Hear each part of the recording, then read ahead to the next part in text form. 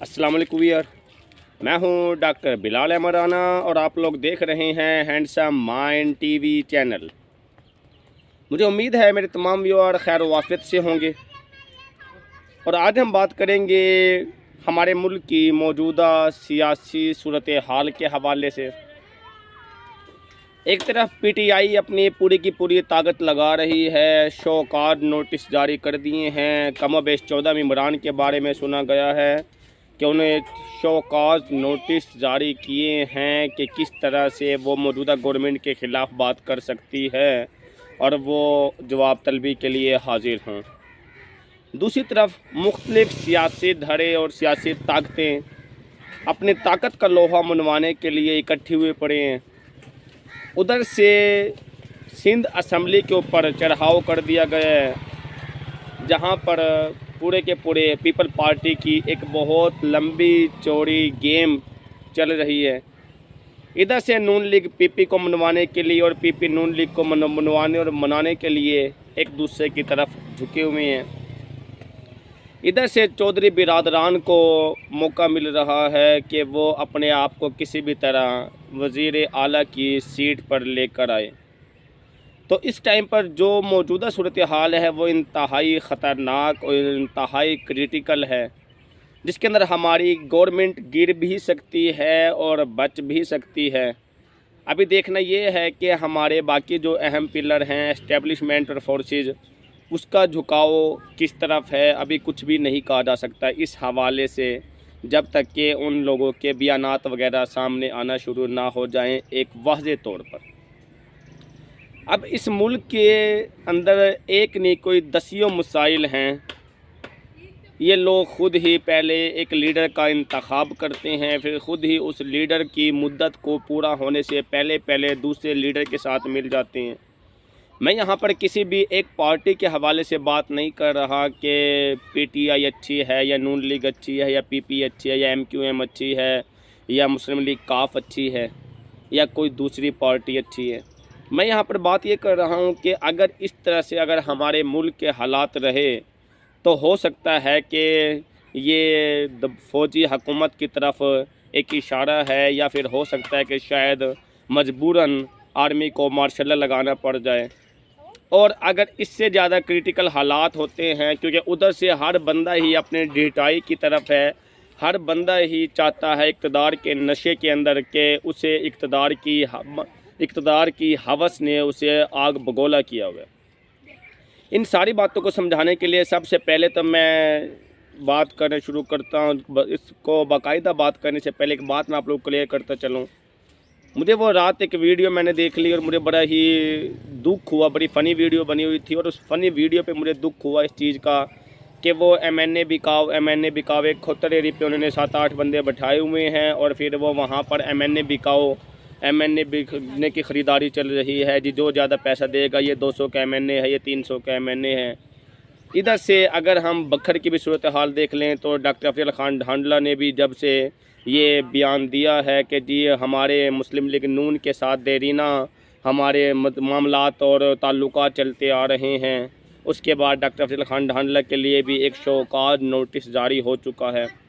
और कमोबेश 14 मेंबरान के बारे में सुनने में आ रहा है कि शौकात नोटिस इस टाइम पे जारी है कि वो प्राइम मिनिस्टर के सामने पेश हों, जवाब तलबी दें कि वो किस तरह से बगावत पर उतरे हुए हैं। अब अगर हम ये बात कर लें कि वो पार्टी के साथ हैं तब भी मसाइल हैं। अगर हम ये बात कर लें कि वो अपने हक़ की खातिर हर बंदे को अपना हक़ के खुद इरादत हासिल है कि वह किसी भी पार्टी को छोड़ सकते हैं, तब भी मसाइल हैं। लेकिन यहाँ पर सवाल इस बात का सवाल ये इस बात का है, या ये बात बड़ी अहमियत की हामिल है कि किस तरह से हम पहले एक ही पार्टी के लिए नारेबाजी करते हैं, फिर थोड़े से पैसों की खातिर हम बिक जाते हैं या थोड़े से लालच की खातिर हम एक दूसरे की तरफ चले जाते हैं। इन सारी बातों की तरफ आने के लिए पहले तो मैं बात करूंगा कि हमारे पीटीआई की जो गवर्नमेंट है उसमें क्या नफ़े नुकसान हुए और क्या कुछ सूरत हाल है। देखिए, जो पीटीआई की गवर्नमेंट है उस टाइम पे जब 18 का इलेक्शन हुआ था तो उस टाइम पर एक तहलका मचा था, एक यूथ को टारगेट किया गया था। पीटीआई इमरान खान के नाम से एक बड़ा शफाफ किस्म के बंदा तस्वर किया गया और लोगों ने धड़ाधड़ पीटीआई के अंदर शमूलियत इख्तियार की तरफ रजू अपना शुरू कर दिया और वो आहिस्ता आहिस्ता पीटीआई एक मकबूल तरीन जमात बनते बनते बिल आखिर प्राइम मिनिस्टर हमारा पीटीआई के इमरान खान साहब बन गए। अब इमरान खान साहब जब पीटीआई के अंदर आए हैं तो इसमें कोई शक नहीं कि हर काम के करने में टाइम लगता है। इमरान खान के आने से हमारे बहुत सारे फ़ायदे भी हुए और बहुत सारे नुकसानात भी हुए हैं। हमारे सोसाइटी का अलमिया ये है कि हम गलत को बहुत ज़्यादा गलत बता देते हैं और सही को बहुत ज़्यादा सही बता देते हैं।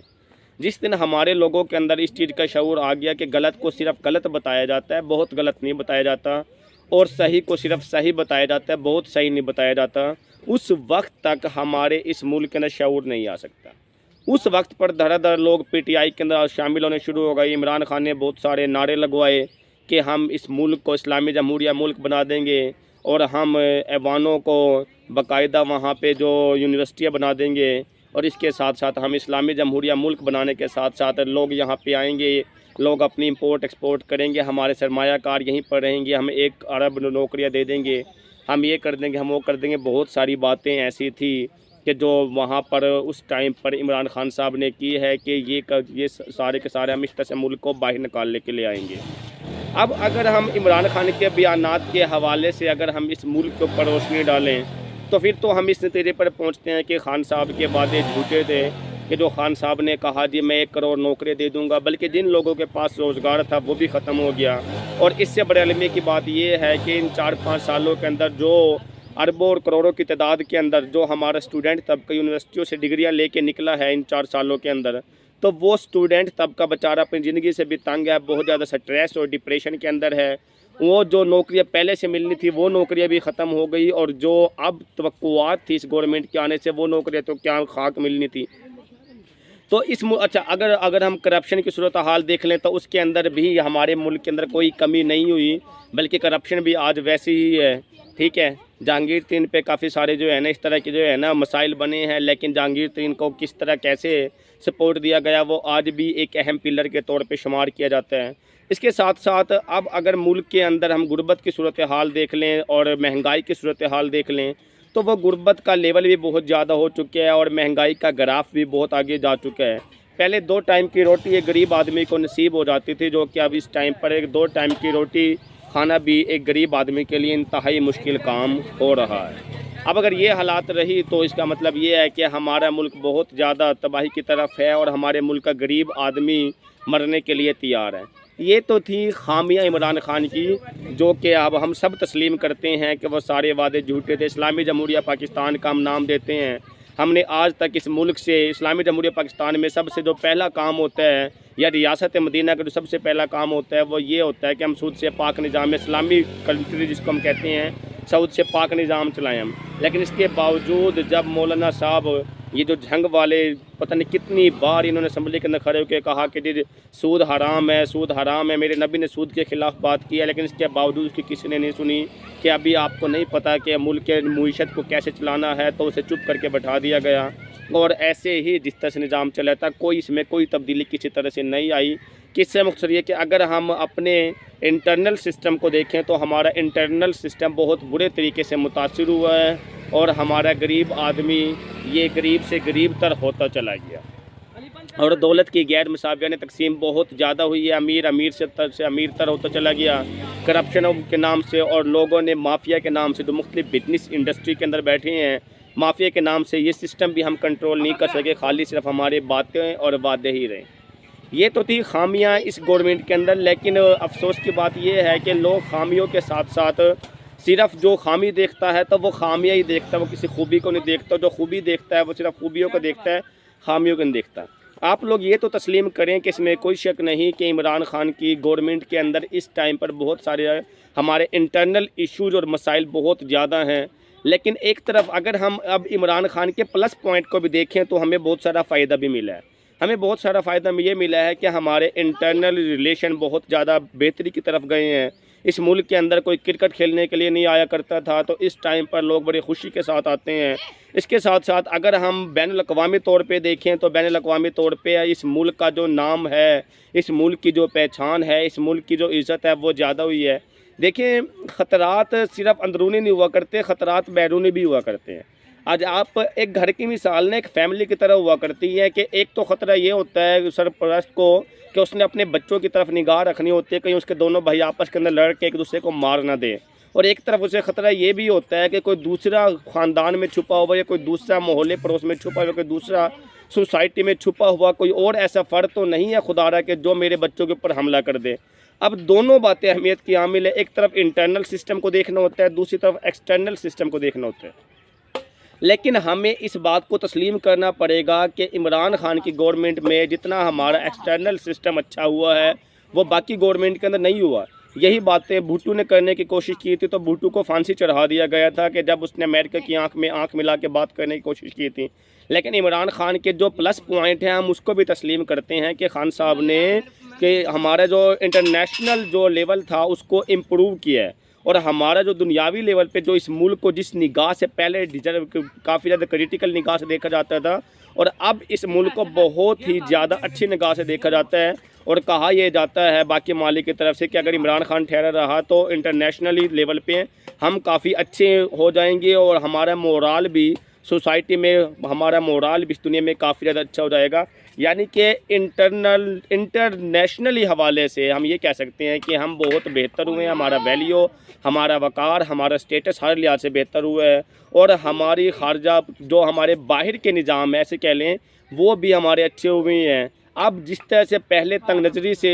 यहूदी लाबी इस चीज़ को देखती थी पाकिस्तान के ख़िलाफ़, अब इस टाइम पे वो इस तरह से नहीं देख रही जिस तरह से इस मुल्क को देखना चाहिए था। बल्कि इमरान खान के आने की वजह से उसने जो भी किया, अंदर बेशक उसके जो भी मसाइल बने हैं लेकिन उसने बाहर के सिस्टम को थोड़ा कंट्रोल किया है और बाहर के मुल्कों के अंदर आज पाकिस्तान की एक वैल्यू और एक पहचान है। अब हमारे हाल मसाइल कहाँ से आ रहे हैं कि लोग या तो बहुत ज़्यादा इंटरनल होकर सोचते हैं या एक्सटर्नल होकर सोचते हैं, या बहुत ज़्यादा अंडर एस्टिमेट होकर सोचते हैं, बहुत ज़्यादा ओवर एस्टिमेट होकर सोचते हैं। हमें फ़ायदा भी मिला और नुकसानात भी मिले, इसमें कोई शक नहीं कि हमारा अंदरूनी लेवल पे नुकसानात काफ़ी ज़्यादा हो गया कि गरीब आदमी को रोटी तक ख़त्म हो गई, और बैरूनी लेवल पे हमारे बहुत सारे फ़ायदे भी हो गए कि हमारे इस गवर्नमेंट के आने की वजह से हमारा जो बाहर के मुल्कों के अंदर मोराल था वो बेहतर हो गया कि आखिर इमरान खान ने अमेरिका के अंदर खड़े हो के जो मुख्तलिफ़ तरह की स्पीचेज़ वगैरह की हैं। अब लोग तो इस चीज़ को भी नेगेटिव समझते हैं कि उसे स्पीच करके काफ़ी ज़्यादा मसाइल बनाए हैं, लेकिन ऐसा नहीं होता। इंटरनेशनली लेवल पे एक वकार जाता है बंदे का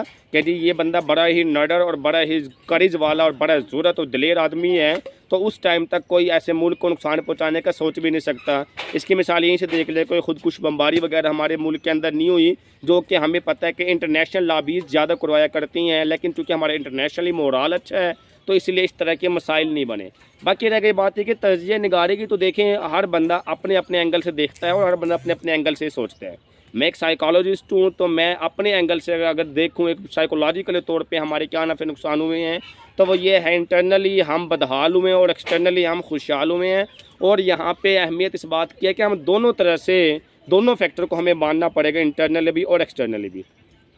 अब ऐसी सूरत हाल के अंदर आप देखें फ़ायदे और नुकसान तो चलते रहते हो, तो हर गवर्नमेंट में नफ़े भी होते हैं नुकसान भी होते हैं। किसी में कोई चीज़ बेहतर हो जाती है, किसी में कोई चीज़ बेहतर हो जाती है, किसी में इंटरनल लेवल अच्छे हो जाते हैं। लेकिन मेन मसला हमारा ये आ रहा है कि हमें तो एक ऐसा लीडर चाहिए कि जो इंटरनली और एक्सटर्नली दोनों चीज़ों को लेके चले, जो मुल्क के अंदरूनी निज़ाम के अंदर भी करीज और दिलेरी रखता हो और मुल्क के बैरूनी निज़ामों के अंदर भी करीज और दिलेरी और बहादुरी और हिम्मत रखता हो। तो हमें एक ऐसे सिस्टम को, तो इस ऐसे सिस्टम की इस टाइम पे तलब है। अब रह गई बात यह कि इमरान खान का अच्छा या गंदा होना वो एक अलग बातें हैं, वो एक अलग अहमियत रखती हैं। लेकिन मेन चीज़ इंतहाई बदकिस्मती है हमारे मुल्क की कि अगर एक बंदा जब भी, अगर आप 88 से उठा के देख लें, 88 से लेकर 90 तक एक गवर्नमेंट, फिर 93 तक दूसरी गवर्नमेंट, फिर 95 तक दोबारा से चेंज गवर्नमेंट, फिर 98 तक दूसरी गवर्नमेंट, फिर 98 से 2002 तक फिर दूसरी गवर्नमेंट, फिर 2002 से 2012 तक दूसरी गवर्नमेंट, फिर 18 तक दूसरी गवर्नमेंट, फिर 18 से 22 तक दूसरी गवर्नमेंट। आखिर ये कब तक चलेगा? इतने ज़्यादा मसाइल हम आखिर किसी गवर्नमेंट को 5 साल पूरे करने क्यों नहीं देते? मैं यहाँ पे बात कहना चाह रहा हूँ कि अगर इस जगह पर अगर पीटीआई के बजाय अगर नून लीग होती तब भी मैं यही समझता कि हमारे एमएनएज को इतना सस्ता बिकने के बजाय और शुरू में उसकी हाँ में हाँ मिला के उसके खिलाफ और बगावत पे उतरने के बजाय ठीक हो गया, तो इस मुल्क को चलने दिया जाए खुदारा। अब ये मुल्क नफ़े की तरफ है, नुकसानात की तरफ है। आने वाले इलेक्शन के अंदर क्या होगा इलेक्शन होगा या सिलेक्शन होगा वो बाद की बातें हैं, लेकिन इस टाइम पर अहमियत इस बात की है कि अगर हम इस सिस्टम को ऐसे ही चलने देते हैं तो हमारा मुल्क बेहतरी की तरफ जाएगा। और अगर हम इस टाइम पर MNAs की ख़रीदारी करके इधर से PP पूरी की पूरी ताकत लगा रही है, उधर से सिंध असम्बली में मसाइल खड़े कर दिए हैं, इधर से अपोजिशन एक्टिवेट हो गई है, ठीक है, इधर से काफ लीग एक्टिवेट हो गई हैं, तो ये सारे के सारे सियासी धड़े इकट्ठे हो के ये गवर्नमेंट के ख़िलाफ़ जो कुछ चल रहा है या मामलात चल रहे हैं, ठीक है, तो ये कोई इस गवर्नमेंट के अंदर नहीं हो रहा, बल्कि इस गवर्नमेंट से पहले भी जितनी गवर्नमेंट भी हमारे मुल्क के अंदर आई है तो होता यही है। अगर इसकी जगह पे नून लीग की गवर्नमेंट होती तो मैं शर्तिया बात है चैलेंज के साथ कह सकता हूँ कि नून लीग की गवर्नमेंट के होती तब भी तीसरे या चौथे साल में जाके बाकी सारी पार्टियाँ कट जोड़ करती और उसके बाद नून लीग के ख़िलाफ़ बोलना शुरू कर देती। अगर यहाँ पे PP की हुकूमत होती तब भी मैं शर्तिया बात कहता हूँ कि PP के तीसरे चौथे साल के अंदर ही सारी पार्टी इकट्ठी होती और PP के ख़िलाफ़ हो जाती। अगर यहाँ पे काफ की हुकूमत होती तब भी मैं शर्तिया बात कह सकता हूँ कि सारे के सारे लोग इकट्ठे होते और काफ लीग के ख़िलाफ़ हो जाते हैं। लेकिन आखिर कब तक? मैं ये समझता हूँ कि इस मुल्क के हमें सिस्टम को बदलना होगा और वो इस तरह बदलना होगा कि जो गवर्नमेंट आ गई है जब तक उस गवर्नमेंट के ऊपर करप्शन साबित नहीं होती, जो कि इमरान खान के ख़िलाफ़ अभी तक डायरेक्ट करप्शन साबित नहीं हुई है, तो उस गवर्नमेंट को खुदारा 5 साल पूरे करने दिए जाएं। चाहे वो नफ़े की तरफ है, चाहे वो नुकसान की तरफ है, वो 5 साल अपने पूरे कर ले, चाहे वो जो भी करती है। इस हालत के अंदर अगर हमारा मुल्क पहले ही तबाही की तरफ जा रहा है और अगर हम इस तरह के भूचाल खड़े करके इस तरह के मसाइल और इशू को क्रिएट करके अगर हम PTI के ख़िलाफ़ या अगर मौजूदा गवर्नमेंट कोई भी होती उसके ख़िलाफ़ अगर हम आखिरी टाइम के अंदर स्टैंड लेते हैं, एक्शन लेते हैं, जल्द से जुलूस करवाते हैं, वाम रोडों पे निकलती है, तो जिस गरीब आदमी के घर में पहले ही रोटी पूरी नहीं है तो उस गरीब आदमी का तो बेचारे की और ज़्यादा तबाही हो जानी है। इन हालात की वजह से हड़तालें होनी है, दुकानें बंद होनी है, मजदूरी मारी जानी है, गरीब आदमी भूख का पहले ही भूखा है और अब उसने भूख से बिल्कुल मर जाना है। तो खुदारा ये तमाम की तमाम पार्टियाँ होश के नाखून लें। इस टाइम पर शिद्दत से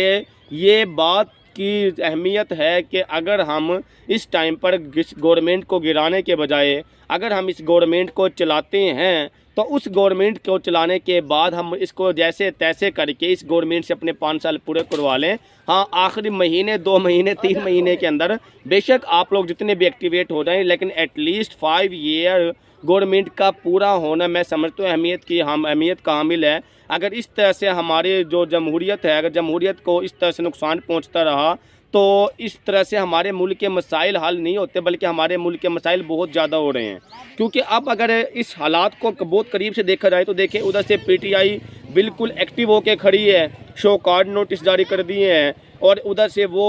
बिल्कुल धड़ल्ले के साथ बड़ा दिलेर होकर इमरान खान साहब इस टाइम पे खड़े हैं और एक्शन लेने के लिए तैयार हैं कि जो मौजूदा गवर्नमेंट के ख़िलाफ़ बात कर रही है, बगावत कर रही है। लेकिन इंतहाई अफसोस और अलमी से हमें ये बात कहना पड़ती है कि जो लोग अब खिलाफ़ हुए हैं या मुनाफकत पर उतरे हैं या बगावत पर उतरे हैं, तो यही लोग वो लोग थे जो कि उस टाइम पर PTI के हक़ में नारे लगा के कहते PTI से अच्छी कोई नहीं है, PTI ये है, PTI वो है, नून लीग को गालियाँ देते थे और आज नून लीग के साथ है, PP को गालियाँ देते तो आज PP के साथ है। तो ये सियासी